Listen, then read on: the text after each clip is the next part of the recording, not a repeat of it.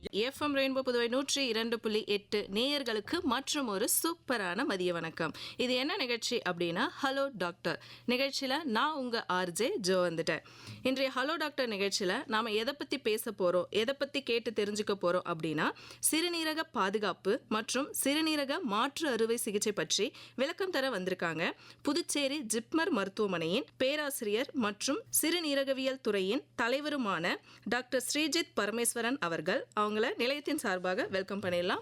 வணக்கம் டாக்டர். வணக்கம், தேங்க்யூ. நேயர்களே, உங்களுடைய சந்தேகங்களை நீங்கள் கால் பண்ணி கேட்கலாம். நீங்கள் கால் பண்ண வேண்டிய எண் 2271-760 2271-770. வெளியூர் நேராக இருந்தீங்கன்னா 0413 அப்படின்ற எண்ணையும் சேர்த்து டயல் பண்ணுங்கள். டாக்டர், கிட்னியை பற்றி நம்ம இன்னைக்கு பேச போகிறோம் இல்லையா, கிட்னி பாதுகாப்பு அதை பற்றி. ஸோ இப்போ கிட்னி நம்ம உடம்புல என்ன வேலை செஞ்சிட்ருக்கு டாக்டர்?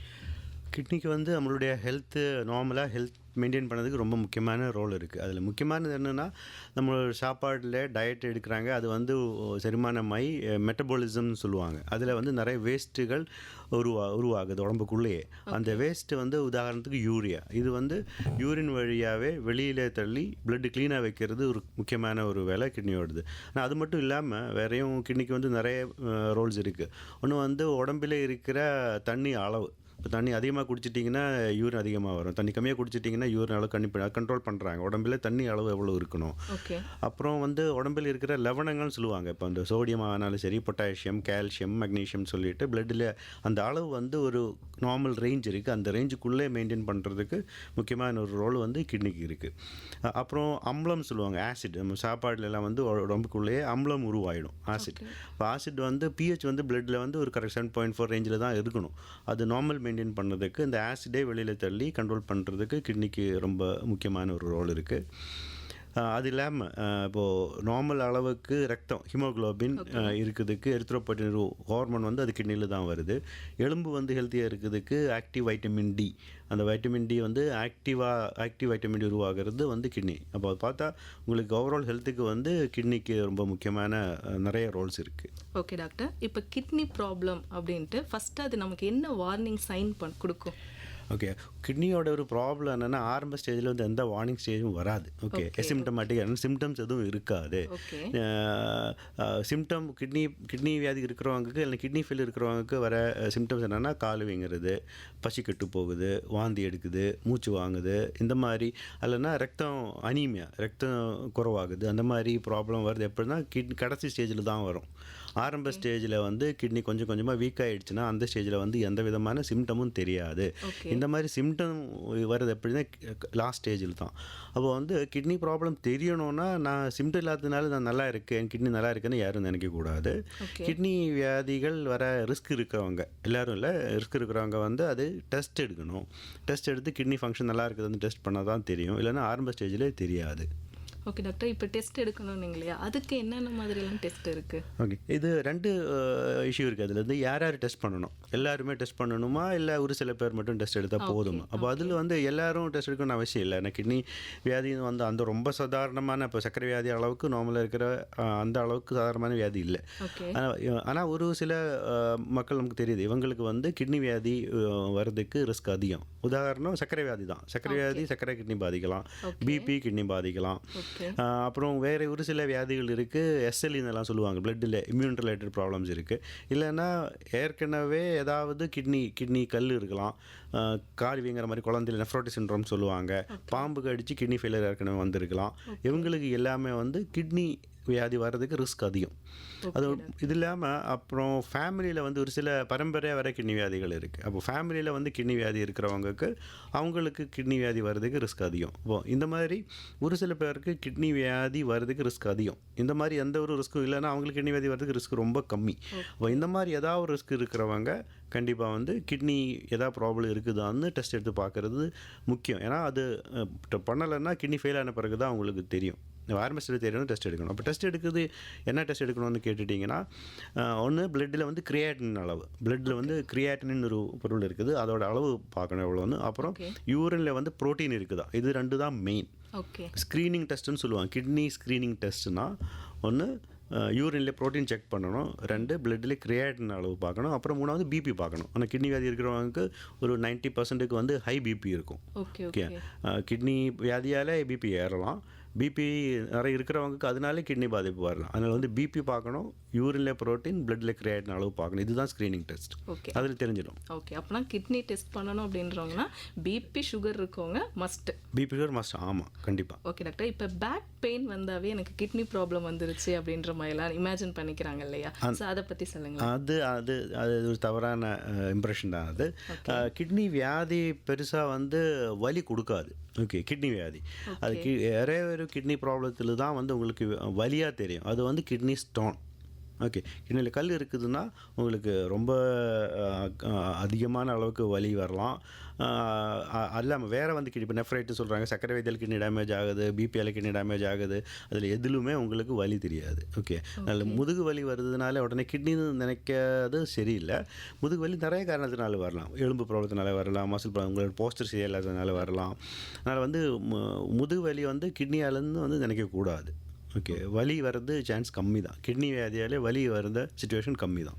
Okay doctor. இப்போ ஒரு நாளைக்கு ஒரு நார்மல் ஹியூமன் வந்து எவ்வளோ தண்ணி குடிக்கலாம்?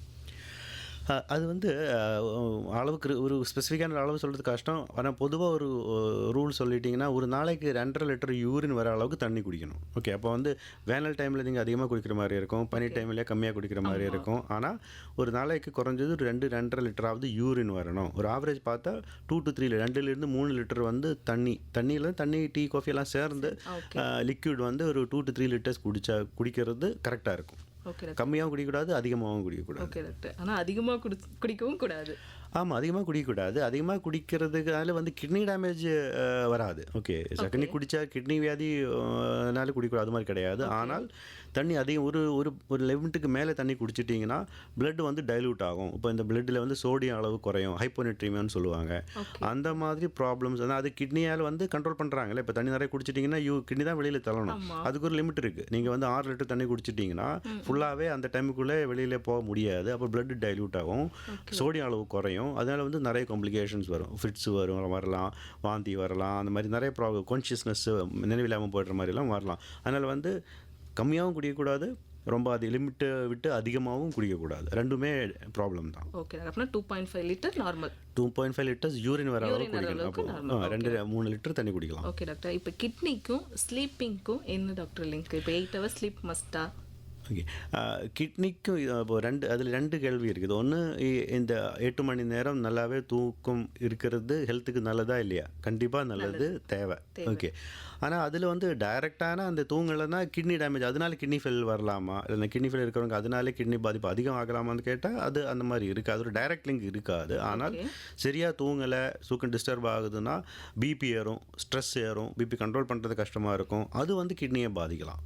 ஹார்ட் ப்ராப்ளம் வரலாம், அது வந்து கிட்னியை பாதிக்கலாம். ஆனால் ஒரு டைரெக்டான ஒரு லிங்க்குன்னு சொல்ல முடியாது. ஆனால் அது ரொம்ப முக்கியம் தான் ஹெல்த்துக்கு. தூங்குறது கரெக்ட் டைமுக்கு தூங்குறது, 8 மணி நேரம் 7 மணி நேரம் தூங்குறது முக்கியம் தான். டைரக்டான பிரச்சனை இல்லைனாலும் 8 ஹவர்ஸ் ஆனால் ஸ்லீப்பிங் மஸ்ட். Okay doctor. இப்போ வந்து ஃபுட்டில் வந்து உப்பு அதிகமாக எடுத்துக்கிறாங்கல்ல, அதனால கிட்னியில் என்னென்ன பாதிப்பு ஏற்படுது? ஓகே, கிட்னி வியாதி இருக்கிறவங்க உப்பு கம்மியாக தான் சாப்பிடணும். ஓகே, கிட்னி அதிகமாக எடுத்துட்டிங்கன்னா வீங்கிறது, பிபி கண்ட்ரோல் இல்லாமல் போகிறது, அது ப்ராப்ளம் இருக்கும். அதனால் வந்து கிட்னி வியாதி இருக்கிறவங்க கண்டிப்பாக உப்பு கண்ட்ரோல் பண்ணி ஆகணும். ஆனால் கிட்னி அதிகமாக எடுத்துட்டிங்கன்னா அதனால கிட்னி வியாதி வந்துடுவான்னு கேட்டால் இல்லை. ஓகே, அது மாதிரி கிடையாது.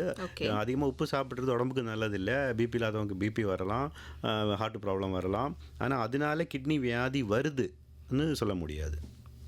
Okay doctor. இப்போ ஸ்ட்ரெஸ்ஸு அது வந்து கிட்னியை நமக்கு பாதிக்குமா? கிட்னி ஸ்ட்ரெஸ்ஸும் வந்து இதே மாதிரி இப்போ இந்த தூக்கத்தை பற்றி சொன்னீங்க, இது அதே மாதிரி ஒரு டைரக்ட் லிங்க்கு இருக்காது. ஓகே, ஆனால் ஸ்ட்ரெஸ் இருந்தால் உங்களுக்கு பிபி வரதுக்கு சான்ஸ் இருக்குது, ஹை பிபி வரதுக்கு சான்ஸ் இருக்குது, இதய வியாதி வரதுக்கு சான்ஸ் இருக்குது. ஸ்ட்ரெஸ் இருக்கிறவங்க டயட் கண்ட்ரோல் இருக்காது. அது மாதிரி அது ஒரு இன்டைரக்ட் லிங்க் தான். ஸ்ட்ரெஸ்னால வந்து கிட்னி ஃபெயில் ஆகிடும், இல்லை கிட்னி ஃபெயில் இருக்கிறவங்க கிட்னி பாதிப்பு அதிகமாகிடும் சொல்ல முடியாது. Okay doctor. இப்போ டீ காஃபி வந்து ஒரு சிலவங்களாம் நிறைய கன்சியூம் பண்ணுவாங்க. ஃபுட்டே யாரும் அவ்வளோவா எடுக்கிறதே கிடையாது. ஒரு டீ குடிச்சிட்டு வந்துடலாம், ஒரு காஃபி குடிச்சிட்டு வந்துடலாம். ஸோ அது எப்படி? ஆமா. அது எதுவுமே அதிகமாக எடுக்கிறது நல்லதில்லை. நார்மலாக வந்து கிட்னி வியாதி எதுவும் இல்லாதவங்களுக்கு டீ காஃபியாலே கிட்னி டேமேஜ்னு சொல்ல முடியாது. ஆனால் எஸ்பெஷலி டீயில் வந்து ஆக்சலேட்னு ஒரு பொருள் இருக்கும். ஆக்சலேட்னு ஒரு இது இருக்கும். கிட்னி ஸ்டோன் இருக்கிறவங்களுக்கு இந்த ஆக்சலேட்டு ப்ராப்ளம். ஓகே, நீங்கள் அதிகமாக ஆக்சலேட் அது வந்து கீரையில் இருக்கும், நிறைய வெஜிடபிள்ஸ் எல்லாம் இருக்கும், டீயிலே இருக்குது. அப்போ கிட்னி வியாதி இருக்கிறவங்க எஸ்பெஷலி வந்து டீயை வந்து கொஞ்சம் கம்மி பண்ணுறது நல்லது. பொதுவாக வந்து கிட்னியோ கோஃபியால் வந்து கிட்னி டேமேஜ் ஆகிடும் நீங்கள் நினைக்க முடியாது. ஓகே டாக்டர், இப்போ நிறைய பேர் ஃபாஸ்ட் ஃபுட்டு எடுத்துக்கிறாங்க இல்லையா, ஆமாம். அதை பற்றி சொல்லுங்களேன். ஃபாஸ்ட் ஃபுட்டு தான் அது ஹெல்த்துக்கு நல்லது இல்லை, கிட்னிக்கு நல்லது இல்லை. ஃபாஸ்ட் ஃபுட்டுன்னா என்ன, அதில் வந்து நிறைய உப்பு இருக்கும், நிறைய கொலஸ்ட்ரால் இருக்கும். இது வந்து எதுவுமே ஹெல்த்துக்கு நல்லதில்லை. உப்பு ப்ராசஸ்டு ஃபுட்டுன்னு சொல்லுவாங்கள்ல, அதில் சோடியம் கண்டென்ட் அதிகமாக இருக்கும். இப்போ அது வந்து உங்களுக்கு பிபி கண்ட்ரோல் வராது, உங்களுக்கு ஹார்ட் ப்ராப்ளம் வரதுக்கு சான்ஸ் இருக்குது, டயபெட்டிஸ் வரதுக்கு சான்ஸ் இருக்குது, ஓவர் வெயிட் ஆகிறதுக்கு சான்ஸ் இருக்குது. அதான் அது ஒரு இன்டைரக்ட் லிங்க் தான். ஃபாஸ்ட் ஃபுட்டுனாலுமே வந்து இப்போ நீங்கள் பெயின் கில்லர் சாப்பிட்றாங்க, அதனால் கிட்னி டேமேஜ் ஆச்சுன்னு சொல்லலாம். ஆனால் வந்து ஃபாஸ்ட் ஃபுட்டுனால வந்து கிட்னி ஃபெயில் ஆகிடுச்சுன்னு நீங்கள் சொல்ல முடியாது. ஹெல்த்துக்கு கண்டிப்பாக நல்லதில்லை. அந்த ஹெல்த்து வந்து பாதிக்குதுன்னா அதனால வந்து உங்களுக்கு கிட்னி வியாதி வரலாம். ஓகே டாக்டர், இப்போ நீங்கள் வந்து பெயின் கில்லர் டேப்லெட்டை பற்றி சொன்னீங்க இல்லையா, இப்போ நிறைய பேர் பெயின் கில்லர் டேப்லெட்லாம் எடுத்துக்கிறாங்க. ஏன்னா மோஸ்ட்லி எல்லாருமே எல்லாருமே ஒர்க்கிங் பர்சன் ஆகிட்டாங்க.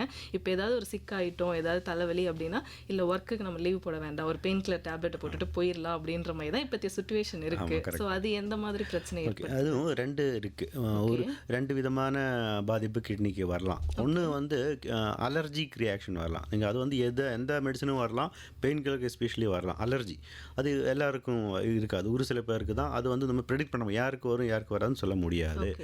அது வந்து அந்த மாதிரி அலர்ஜியால் வந்து கிட்னி ஃபெயிலியர் வரலாம். அது ஒன்று. ரெண்டு, நிறைய பேர் என்னென்னா எப்போனா ஒரு நாள் எடுக்கிறதோட விட டெய்லியும் சாப்பிட்றாங்க, இல்லைன்னா ஹெவியாக எடுக்கிறாங்க, தொடர்ந்து எடுத்துகிட்டே இருக்காங்க, முட்டு வலி எல்லாம் தலைவலி இதெல்லாம் சொல்லிட்டு, அது வந்து கண்டிப்பாக கிட்னி பாதிக்கும். அதனால் வந்து கிட்னி ப்ராப்ளம் வரலாம். கிட்னியில் ஏதாவது லைட்டாக இருந்தால் அது கிட்னி ஃபெயிலியர் ஸ்டேஜுக்கு போகிறதுக்கு சான்ஸ் இருக்குது. அந்த மாதிரி பெயின் கில்லர் எடுக்கிறீங்கன்னா பிபி ஏறதுக்கு சான்ஸ் இருக்குது, பிபி கண்ட்ரோல் வராது. இப்போ பிபியும் கிட்னியை பொறுத்த வரைக்கும் பெயின் கில்லர்ஸ் வந்து அட்வைசபிள் இல்லை. சரி, அவசியம் தேவை, அடிபட்டுடுச்சு ஒரு 4-5 நாள் போடணும்னா ஓகே. அதுவும் கிட்னி வியாதி இல்லாதவங்க, கிட்னி வியாதி இருக்குது, சிகேடி ஏதாவது ஒரு ப்ராப்ளம் இருக்குதுன்னா அது போட்டுட்டிங்கன்னா கன்ஃபார்மாக வந்து கிட்னி ப்ராப்ளம் அதிகமாகிடும். அது முடிஞ்ச அளவுக்கு அவாய்ட் பண்ண வேண்டியதான். ஒரு சில மெடிசின்ஸ் இருக்குது, அது வந்து கிட்னிக்கு சேஃப்னு சொல்லுவாங்க.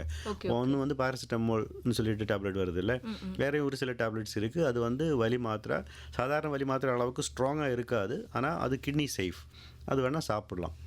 ஓகே டாக்டர், இப்போ யூடிஐன்னு சொல்கிறாங்கல்ல, யூரினரி ட்ராக்ட் இன்ஃபெக்ஷன் அப்படின்னா என்ன, அதை பற்றி கொஞ்சம் ஃபுல்லாக சொல்லுங்களேன். பொதுவாக சாதாரண யூரினரி இன்ஃபெக்ஷன் சொல்கிறது என்னென்னா, நம்மளோட யூரின் பை இருக்குல்ல, கிட்னியிலேருந்து ஒரு டியூப் வழியாக யூரின் வந்து பையில் வந்து இருக்கும், ஸ்டோராக இருக்கும், அப்பப்போ யூரின் பாஸ் பண்ணுவோம்.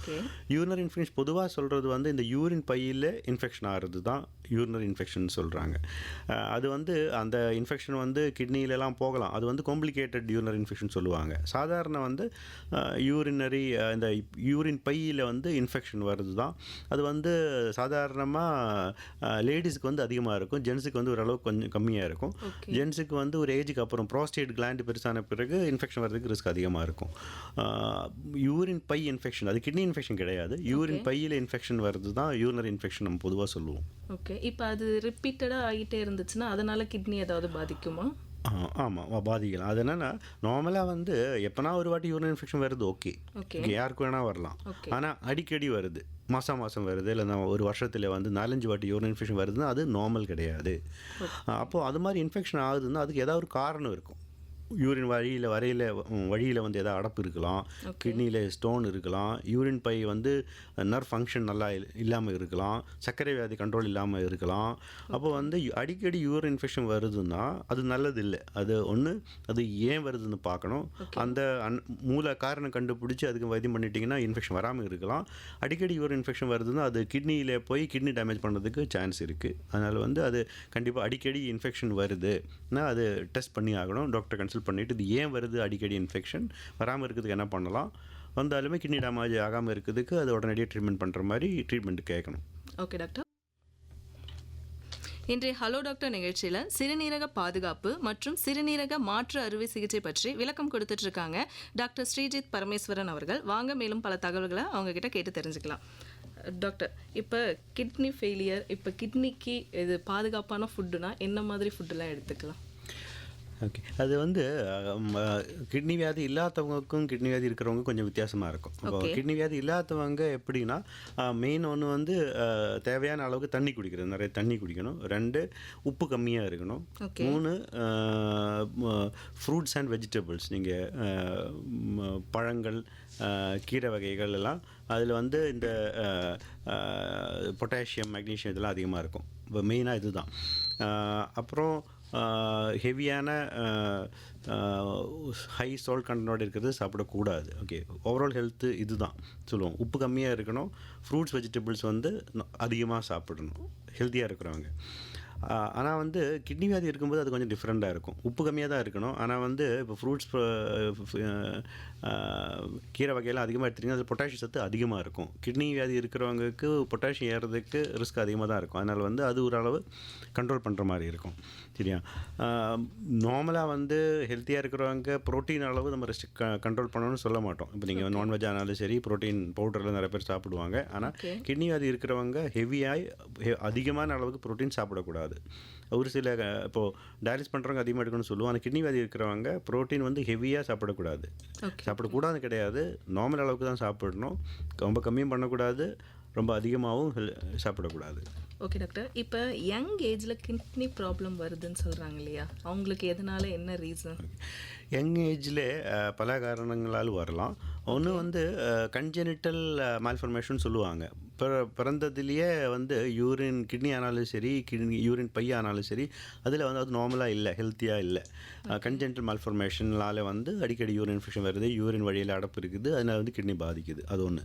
ஓகே. 2 நெஃப்ரைட்ஸ்னு சொல்லுவாங்க. யூரினில் வந்து புரோட்டீன் லீக் ஆகிற வியாதி வந்து குழந்தைகளில் அதிகமாக இருக்குது. ஓகே, அதனால வந்து அது கண்ட்ரோல் இல்லாமல் இருக்குதுன்னா அதனால கிட்னி ப்ராப்ளம் வரலாம். 3வது ஒரு காரணம் என்னென்னா, பரம்பரை வர வியாதிகள் இருக்குது. ஜெனட்டிக் ப்ராப்ளம்ஸ் வந்து ஓகே. ஒரு சில கிட்னி வியாதிகள் வந்து பரம்பரையாக வருது. அப்போ அந்த வியாதிகள் வந்து யங் ஏஜில் வந்து அதிகமாக இருக்கலாம். ஓகே டாக்டர், இப்போ பரம்பரையாக சொன்னீங்க இல்லையா, இப்போ அவங்க அப்பாக்கோ அம்மாக்கோ யாருக்கோ கிட்னி ப்ராப்ளம் அப்படின்னு இருந்துச்சுன்னா அவங்க பசங்க கிட்னி டெஸ்ட் எடுக்கணுமா? அவங்க எந்த ஏஜ்லேருந்து அந்த மாதிரி டெஸ்ட் எடுக்கலாம்? கிட்னி அப்பாவுக்கோ அம்மாவுக்கோ இல்லைன்னா ஃபேமிலியில் இப்போ பிரதர் சிஸ்டர் இல்லைன்னா எக்ஸ்டெண்டட் ஃபேமிலியில் கூட யாருக்கா கிட்னி வியாதி இருக்குதுன்னா அது வந்து உங்களுக்கு ரிஸ்க் தான் அது. அப்போ நீங்கள் வந்து டெஸ்ட் எடுக்கிறது நல்லது. அந்த பொதுவாக சொல்லிட்டிங்கன்னா ஒரு அடல்ட் ஏஜில் தான், ஒரு 18-20 வயசுக்கு மேலே எடுத்தால் தான் தெரியும். பரம்பரையாக வர வியாதி கூட பர்த் டைமில் இருக்கணும்னு அவசியம் இல்லை. ஓகே. ஓகே, அதனால் வந்து நார்மலாக அது எந்த வியாதியை பொறுத்து இருக்கும். ஃபேமிலியில் ஜெனட்டிக் டைப் நிறைய டைப் இருக்குது. ஒரு சில வியாதிகள் வந்து ஒரு அடல்ட் ஸ்டேஜில் தான் வரும். அப்போ ஒரு 18 வயசு அதுக்கப்புறம் பார்த்து தான் தெரியும். ஆனால் ஒரு சில வியாதிகள் வந்து சின்ன வயசில் கூட வரலாம். அப்போ உங்களுக்கு தெரியுது அப்பாவுக்கு இந்த மாதிரி ஜெனட்டிக் வியாதி இருக்குதுன்னா அது பிறவியில் கூட டெஸ்ட் எடுத்தால் வரலாம். குழந்தையிலே வந்து யூரின்ல ஆல்புமின் வரலாம். அது மாதிரி டெஸ்ட் எடுத்தால் தெரியும். அது வந்து ஃபேமிலியில் இருக்கிற ஜெனட்டிக் வியாதியை பொறுத்து. ஓகே சார், இப்போ யூரின் கண்ட்ரோல் பண்ணால் என்ன நடக்கும் சார்? யூரின் கண்ட்ரோல்னால் ரொம்ப நேரம் யூரின் போகணும்னு நினச்சும் பிடிச்சி வைக்கிறது தான் நீங்கள் கேட்குறீங்கன்னு நினைக்கிறேன். ஓகே, ரொம்ப கேப்பில் வந்து யூரின் போகல, அது மாதிரி இருந்தால் யூரின் இன்ஃபெக்ஷன் வர்றதுக்கு ரிஸ்க் அதிகம். ஓகே, அந்த மாதிரி யூரின் ரொம்ப யூரின் பை ஃபில் ஆகும். நீங்கள் வந்து இன்டென்ஷனலாக யூரின் போகாமல் இப்போ ட்ராவல் பண்ணும்போது ஃபார் எக்ஸாம்பிள் யூரின் போக முடியாதுன்னா அதில் வந்து யூரின் இன்ஃபெக்ஷன் வர்றதுக்கு ரிஸ்க் அதிகம்.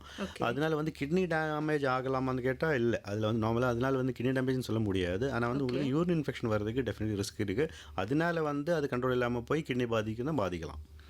ஆனால் அந்த மாதிரி ராங் டியூரேஷன் யூரின் போகாமல் பிடிச்சி வைக்கிறது நல்லதில்லை. ஓகே டாக்டர், இப்போ யூரினோட கலர் மாறினா ஒரு டேஞ்சர் சைனா? ஆமாம், நார்மலாக யூரின் வந்து கிளியராக இருக்கும். ஓகே, நீங்கள் சரியாக தண்ணி குடிக்கலன்னா ஒரு லைட்டு ஒரு மஞ்சளாக வரலாம், லைட்டாக எல்லோயிஷாக வரலாம். அதெல்லாம் ஓகே, அது நார்மல் சொல்லலாம். ஆனால் வந்து நிறைய கிட்னி வியாதியில் வரலாம். கிட்னி பாதிக்கிற இதில் வந்து ஒரு சில வியாதியில் வந்து லைட்டாக பிளட் யூரினில் லீக் ஆகும். அப்போ வந்து ரெட்டாக இருக்கும். ஒரு சில இதில் வந்து கோலா கலர்னு சொல்லுவாங்க, ப்ரௌன் கலர்னு சொல்கிறல அந்த மாதிரி கோலா கலரில் வரலாம். ஒரு சில கிட்னி யூரின் பையில் இல்லைன்னா யூரிட்டரில் வந்து இன்ஃபெக்ஷன் ஆகிடுச்சுன்னா பிளட் வரலாம். கேன்சரில் வந்து பிளட் வரலாம். ஒரு சில மெடிசன் ஃபார் எக்ஸாம்பிள் சாதாரணமாக சாப்பிட்றது பி காம்ப்ளெக்ஸ் மெடிசன் நிறைய பேர் சாப்பிடுவாங்க. அது சாப்பிட்டிங்கன்னா எல்லோ கலரில் யூரின் வரலாம். மஞ்சக்காமல் இருக்குதுன்னா அது ஃபஸ்ட் சைன் நார்மலாக கண்ணு மஞ்சளாக வருது, யூரின் மஞ்சளாக வருது. அதனால் வந்து யூரின் கலர் முக்கியம் தான். ஓகே, அது வந்து அது மாதிரி நார்மலாக அது வந்து தண்ணி குடிக்காமல் இருக்கும்போது கலர் வந்தது ஓகே. தண்ணியெல்லாம் நிறைய குடிச்சும் கலர் இருக்குது, அது தொடர்ந்து இருக்குதுன்னா அது டெஸ்ட் பண்ணுறது நல்லது. அது எதனால கலர் மாறுது பார்க்குறது நல்லது. ஓகே டாக்டர், இப்போ நைட்டு அடிக்கடி யூரினேஷன் ஆகும் இல்லையா? ஆகக்கூடாது. ஆமாம், அது அப்நார்மல் தான். அந்த மாதிரி இருக்கக்கூடாது. அடிக்கடி யூரின் நைட்டில் வந்து நார்மலாக ஹெல்த்தியாக இருக்கிறவங்களுக்கு யூரினில் வந்து அது பாடியோட நார்மல் கண்ட்ரோல் தான். பகல் டைமில் தான் வந்து மேக்ஸிமம் அளவு யூரின் வரும். தூங்குற டைமுக்கு யூரின் அதிகமாக வராது. அது அதிகமாக வருதுன்னா அது நார்மல் இல்லை. ஓகே, பல காரணத்தினால வரலாம். ரொம்ப சாதாரணமாக சீரியஸ் இல்லாத காரணத்தினால கூட வரலாம். ஃபார் எக்ஸாம்பிள் யூரின் இன்ஃபெக்ஷன் ஆகிடுச்சு, கொஞ்சம் ஏஜான ஜென்ட்ஸ்னால் ப்ரோஸ்டேட் ப்ராப்ளம் வரும். அவங்களுக்கு வந்து அடிக்கடி யூரின் வர மாதிரி இருக்கும். அது ஒரு சீரியஸ் ப்ராப்ளம் சொல்ல முடியாது, தூக்கம் டிஸ்டர்ப் ஆகும், அதுதான் ப்ராப்ளம். ஆனால் ஒரு சில வேதனை கிட்னி நோய் இருக்கிறவங்க, கிட்னி வந்து வீக் ஆகிடுச்சு, கிட்னி ஃபெயிலியர் ஸ்டேஜுக்கு போகல, கிட்னி சரியாக வேலை செய்யலை, அவங்களோட ஒரு இயர்லி சைன் சொல்லலாம் வந்து நைட்டில் வந்து அதிகமாக யூரின் வரும். இல்லைன்னா நார்மலாக கம்மி ஆகிடணும், அது கம்மி ஆகாது. நைட்டில் வந்து 3-4 வாட்டி எழுந்திருத்து அதுவும் நிறைய அளவில் வரும் யூரின் வர்றது. கிட்னி ஒரு இயர்லி சைன் சொல்லலாம் கிட்னி டேமேஜுக்கு. ஓகே, இன்னொன்று சர்க்கரை கிட்னி வியாதி இல்லாமல் கூட வரலாம். எப்படின்னா சர்க்கரை வியாதி இருக்குது, சர்க்கரை கண்ட்ரோல் இல்லை, சரியாக டேப்லெட் எடுக்கிறது இல்லை, இன்சுலின் போடுறது இல்லை, சர்க்கரை அன்கண்ட்ரோல் 300-400 அளவில் இருக்குதுன்னா அவங்களுக்கு வந்து யூரின் அதிகமாகவே வந்துட்டு இருக்கும், பகலும் சரி நைட்டும் சரி. அப்போது யூரின் நைட்டில் அடிக்கடி வருது நார்மல் கிடையாது. அது ஆனால் நீங்கள் சாதாரணமாக ப்ரோஸ்டேட்டாக யூரின் இன்ஃபெக்ஷனாக இல்லை இது மாதிரி சர்க்கரை வியாதி இருக்குதா இல்லை கிட்னி வியாதி இருக்குதா அந்த டெஸ்ட் எடுத்து பார்க்கறது தேவை வேணும். இப்போ இந்த கிளைமேட்லேயும், இப்போ இந்த சில் கிளைமேட்லேயும் யூரினேஷன் அடிக்கடி ஆனாலும் பிரச்சனை தானா? அடிக்கடினா அது வந்து 1 டைம் 2 டைம்ஸ் ஓகே. ஆனால் வந்து நைட்டில் வந்து யூரின் போயிட்டு பட்டு தூங்குறீங்க, ஒரு 3-4 டைம்ஸ் எழுந்திருந்து யூரின் போகிற மாதிரி இருக்குதுன்னா அது நார்மல் இல்லை. ஓகே டாக்டர், தொடர்ந்து பேசிடலாம். காலர் ஒருத்தவங்க லைனில் இருக்காங்க. ஹலோ வணக்கங்க. வணக்கம். உங்கள் சந்தேகங்களை டாக்டர்கிட்ட கேளுங்க. என் பேர் வந்து மெய்பாலுங்க. ஓகே, புதுச்சேரியிலேருந்து பேசுகிறேன். ஓகே, உங்கள் சந்தேகங்களை டாக்டர்கிட்ட கேளுங்க சார். டாக்டர் சொல்லுங்கள். எனக்கு வயது வந்து 77 ஆகுதுங்க. ஓகே, நான் 2 months பேக் தான் வந்து நம்ம ஜிப்மரில் எஸ்சி டிபார்ட்மெண்ட்டில் சர்ஜிக்கல் கேஸ்ட்ரோ ஓகே, அதில் வந்து பித்தப்பை அடைச்சிருக்குன்னு சொல்லிட்டு பித்தப்பை எடுத்துட்டாங்க. ஓகே, அதில் வந்து எனக்கு ரைட் கால் லெக் அந்த ஆங்கிளில் வந்து வீக்கமாக இருக்குது. அதுக்கும் கிட்னிக்கும் ஏதாவது சம்மந்தம் இருக்குங்களா? இது வந்து ஆப்ரேஷன் எனக்கு வந்து நான் 30 years எனக்கு வந்து சுகர் இருக்கு. ஓகே, ஆனால் அந்த சுகருக்கு வந்து நான் கண்ட்ரோலில் தான் வச்சுக்கிறேன். சரி, அதாவது கரெக்டாக அவன் டாக்டர் சொன்ன மாதிரி மாத்திரை சாப்பிட்டு வரேன், வாக்கிங் போகிறேன், எல்லாம் செய்கிறேன். இப்போ கண்டினியூஸாக நின்றனால அல்லது நடந்தாலும் வந்து அந்த ஆங்கிள் ரைட் ஆங்கிள் மட்டும் அது ஒரு காலில் தான் வருது தானே சொல்கிறீங்க? வலது காலில் தானே வருது, இடது காலில் வீக்கம் இல்லை? இல்லை. ஓகே, அதுவும் ஆப்ரேஷன் முன்னே இருந்ததா? இந்த ஆப்ரேஷன் பண்ண வீட்டுக்கு போன பிறகு தான் இந்த வீக்கம் தெரியுதா? ஆப்ரேஷன் பிறகு தான் டாக்டர். ஓகே, இது வந்து நீங்கள் சொல்கிறதுல வந்து இது கிட்னியால் இருக்க சான்ஸ் இல்லை. ஆனால் கிட்னியால் வீக்கம் வருதுன்னா நார்மலாக வந்து ஒரு கால் மட்டுமா பாதிக்காது, நார்மல் 2 காலுமே இருக்கும். அது மோஸ்ட்லி எப்போதுமே இருக்கும். நீங்கள் படுத்து ரெஸ்ட் எடுக்கும் போதெல்லாம் கம்மியாக ஆகலாம். இது வந்து ஒரு காலில் தான் வருது, அதுவும் ஆப்ரேஷன்லாம் பண்ண பிறகு வருதுன்னா அதுக்கு வந்து வேறு நரம்பில் வந்து ரத்தம் சரியாக ஓடலை, அந்த மாதிரி காரணத்தினால வர மாதிரி தான் இருக்கும். கிட்னி அதனால் வந்து கிட்னி பாதிப்புன்னு நீங்கள் நினைக்க தேவையில்லை. இப்போ சர்க்கரை ரொம்ப நாளாக இருக்குது, மாத்திரையெல்லாம் எடுத்துட்டிங்கன்னு சொல்கிறீங்க.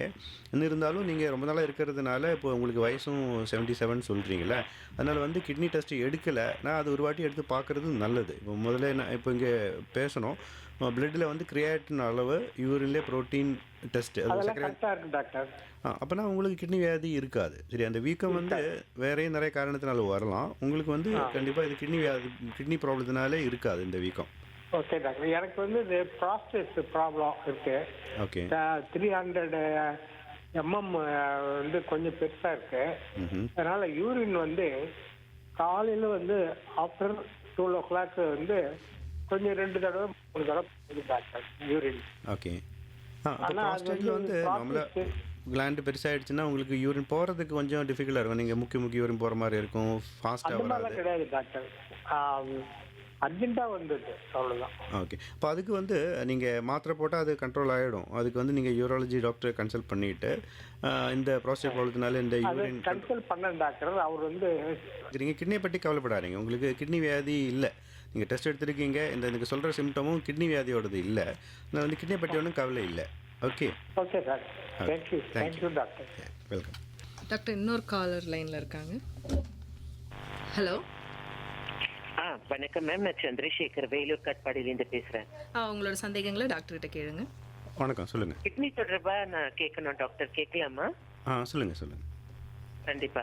அதான் கிட்னில சில பேருக்கு அந்த டிரான்ஸ்பிளான்ட் அப்படிங்கறது வைக்கிறாங்க இல்லையா? ஆமாம். அந்த டிரான்ஸ்பிளான்ட் வைக்கிறதுக்கு என்ன கிரைட்டீரியாஸ், அந்த செக்லிஸ்ட் பார்ப்பாங்க? பிளட் அப்படிங்கறது பார்ப்பாங்களா? பிளட் மேட்ச் அப்படிங்கறதையும் தாண்டி வேற எது பார்ப்பாங்க? அது முதல் கேள்வி. ரெண்டாவது, இந்த கால் வீக்கம் பத்தி நீங்க சொன்னீங்க டாக்டர். இந்த கால், அதாவது கிட்னில இந்த ப்ராப்ளம் இருக்கிறவங்களுக்கு அந்த கால் வீக்கம் அப்படிங்கிறது இருக்கிறது ரொம்ப காமன் தானா? அந்த கால் வீக்கம் ஏற்படுறது எதனுடைய அறிகுறி? தண்ணி வெளியில போகாதது தான் காரணமா, அல்லது வேற என்ன காரணத்தினால கிட்னி ப்ராப்ளம்ஸ் இருக்கிறவங்களுக்கு கால் வீக்கம் அப்படிங்கிறது இருக்கு? ஓகே, சரி. இங்கே 2 கேள்வி கேட்டீங்க. முதல்ல வந்து இப்போ இந்த செக்லிஸ்ட் கிட்னி யாருக்கு கொடுக்கலாம், கிட்னி டிரான்ஸ்பிளான்ட்டுக்கு கொடுக்கறதுக்கு என்னன்னு கேட்குறீங்க. அது எனக்கு இன்னொரு கேள்வி இருக்கு டாக்டர். அது வந்து க்ளோஸ் ரிலேட்டிவ் மாத்திரம் தான் இந்த கிட்னி அப்படிங்கிறது கொடுத்தா செட் ஆகுமா, இல்லைன்னா யார் வேணாலும் கொடுப்பாங்களா? ஓகே, சொல்கிறேன். ஒன்று, இதில் வந்து கிட்னி மாற்றுறதுக்கு சட்டத்தில் ஒரு சில மேட்டர் இருக்குது. அது வந்து லீகல் மேட்டர்னு சொல்லலாம். இன்னொன்று வந்து மெடிக்கல் மேட்டர்ஸ். மெடிக்கலி வந்து என்ன தேவைன்னா, நீங்கள் வந்து க்ளோஸ் ரிலேஷன் இருக்கணும்னு அவசியம் இல்லை. க்ளோஸ் ரிலேஷன் இருந்தால் நல்லது. அதோட வந்து ரிஜெக்ஷன் ஆகிறதுக்கெல்லாம் சான்ஸ் ஓரளவு கொஞ்சம் கம்மியாக இருக்கலாம். ஆனால் வந்து இருக்கணும்னு அவசியம் இல்லை. அதனால தான் இப்போ வந்து ஃபார் எக்ஸாம்பிள் ஹஸ்பண்டுக்கு ஒய்ஃப் கொடுக்குறாங்க, ஒய்ஃப்க்கு ஹஸ்பண்ட் கொடுக்குறாங்க. அவர் நார்மலாக வந்து பிளட் ரிலேஷன் இருக்காது. அது சாத்தியம் பண்ணலாம், அது பண்ணக்கூடாதுன்னு கிடையாது. அதுக்கு ரிஸ்க் அதிகம் இல்லை. ஆனால் வந்து சட்டத்தில் வந்து என்ன சொல்லியிருக்காங்கன்னா, நியர் ரிலேட்டிவ்ஸ் தான் நார்மலாக பர்மிட்டடாக இருக்கும். இப்போ அதுக்கு லிஸ்ட் சொல்லியிருக்காங்க சட்டத்தில். டிரான்ஸ்பிளான்ட் ஆக்ட்னு சொல்லி ஒன்று இருக்குது. அதில் வந்து இப்போ ஒரு பேஷண்ட் கிட்னி வியாதி இருக்குதுன்னா, கிட்னி ஃபெயிலியர், அவருக்கு டிரான்ஸ்பிளான்ட் தேவைன்னா அவரோட அப்பா அம்மா, கூட பிறந்தவர், ஹஸ்பண்ட் ஒய்ஃப், குழந்தைகள், தாத்தா பாட்டி, பேரன் பேத்தி கொடுக்கலாம். Grand parents, grand children, parents, brother sister, husband wife, kids கொடுக்கலாம் 18 வயசுக்கு மேலே. அது வந்து நியர் ரிலேட்டிவ்னு சொல்லியிருக்காங்க. ஒருவேளை நியர் ரிலேட்டிவ்ஸ் இல்லைன்னா இருந்தும் அவங்களால கொடுக்க முடியல, அதுக்கு வந்து குரூப் மேட்ச் ஆகலைன்னா டிஸ்டன்ட் ரிலேஷன், இல்லைன்னா அன்ரிலேட்டட், நாட் நியர் ரிலேட்டிவ், அதுக்கு வந்து தனி சட்ட பிரகாரம் ஒரு சில முறைகள் இருக்குது, ஒரு கமிட்டி இருக்குது. அந்த மாதிரி போய் பர்மிஷன் வாங்கி தான் பண்ணணும். அதுவும் பண்ணக்கூடாதுன்னு சொல்லலை சட்டத்தில். அதுக்கு வந்து இன்ஸ்பெக்ஷன் இருக்கும். அதுக்கு வந்து நீங்கள் பேமெண்ட்டோட வாங்குறாங்களா அதெல்லாம் செக் பண்ணதுக்குன்னு சொல்லி ஒரு ப்ரொசீஜர் இருக்குது. அது ப்ரொசீஜர் பண்ணி அது பண்ணலாம். மெடிக்கலி வந்து தப்பு கிடையாது. லீகலி வந்து இந்த கொமர்ஷியல் ஆக்டிவிட்டீஸ் கண்ட்ரோல் பண்ணுறதுக்காக சட்டம் போட்டிருக்காங்க. ஓகே. ஆனால் வந்து இப்போது மெடிக்கலி என்னென்னா, ஒன்று பிளட் குரூப் வந்து மேட்சிங் இருக்கணும் நார்மலாகவே. அது கூட பழைய காலத்தில் மேட்சிங்காக இருந்தால் தான் பண்ணிட்டு இருந்தாங்க. ஆனால் இப்போ வந்து பிளட் குரூப் மேட்சிங் இல்லாமல் கூட பண்ணுறாங்க. ஆனால் அது வந்து எல்லாருக்கும் சூட் ஆகாது. ஆனால் பிளட் குரூப் மேட்சிங் இல்லைன்னா கூட பண்ணலாம். அதுக்கும் ஒரு வழி இருக்குது. இப்போது இங்கே பொடிச்சியில் பார்த்தா ஜிம்மில் நாங்கள் கூட பண்ணிகிட்டு இருக்கோம் பிளட் குரூப் இல்லாமல் கூட. ஆனால் அது வந்து எல்லா பேஷண்ட்டுக்கும் சூட் ஆகாது. அதுக்கு ஒரு அளவு பிளட்டில் ஆன்டிபாடி டைட்டெல்லாம் பார்ப்பாங்க. ஹெவியான ட்ரக்ஸ் போடணும், அதுக்கு அவர் ஏற்றிடுமா அதெல்லாம் பார்த்து தான் பண்ணணும். ஆனால் அது சாத்தியம், பண்ணலாம்.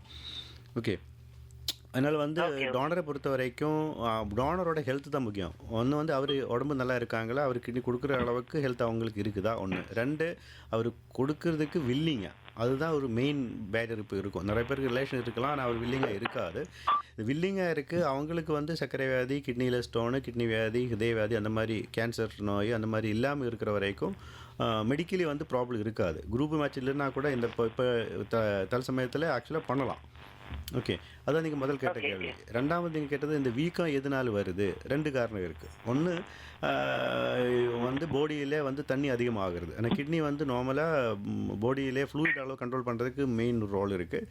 கிட்னி நார்மலாக ஃபங்க்ஷன் ஆகுதுன்னா, நிறைய தண்ணி குடிச்சிட்டிங்கன்னா, நிறைய உப்பு சாப்பிட்டிங்கன்னா அது வந்து வெளியில் தள்ளிடுவாங்க. கிட்னி வீக்காக இருக்குதுன்னா அது அவ்வளோ எஃபிஷியண்ட்டாக வெளியிலே தள்ள முடியாது. உடம்புல வந்து உப்பு, சோடியம், வாட்டரு நிற்கும். அப்போ வந்து நீங்கள் வீங்கணும். ஓகே, அது ஒன்று. 2, இது இல்லை. இப்போ கிட்னி ஃபங்க்ஷன் லெவலு பார்த்தா கரெக்டாக இருக்குது. ஆனால் வந்து யூரினில் ப்ரோட்டீன் லீக் ஆகிற ஒரு வியாதி இருக்கும், நெஃப்ரோட்டிக் சிண்ட்ரோம் சொல்லுவாங்க. வேறையும் நிறைய அதுக்கு காரணங்கள் இருக்குது. யூரினில் வந்து நார்மலாக ப்ரோட்டீன் இருக்கக்கூடாது, பிளட்டில் தான் இருக்கும். அது வந்து பிளட்டில் இருந்து யூரினில் லீக் ஆகி நிறைய அளவுக்கு 10 கிராம் 8 கிராம் அளவுக்கு லீக் ஆகிட்டே போகுதுன்னா பிளட்டில் வந்து ஆல்புமின் அளவு குறைஞ்சிடும். பிளட்டில் ஆல்புமின் அளவு குறைஞ்சிடுச்சுன்னா கிட்னி ஃபங்க்ஷன் நல்லா இருந்தும் உடம்பு வீங்கலாம்.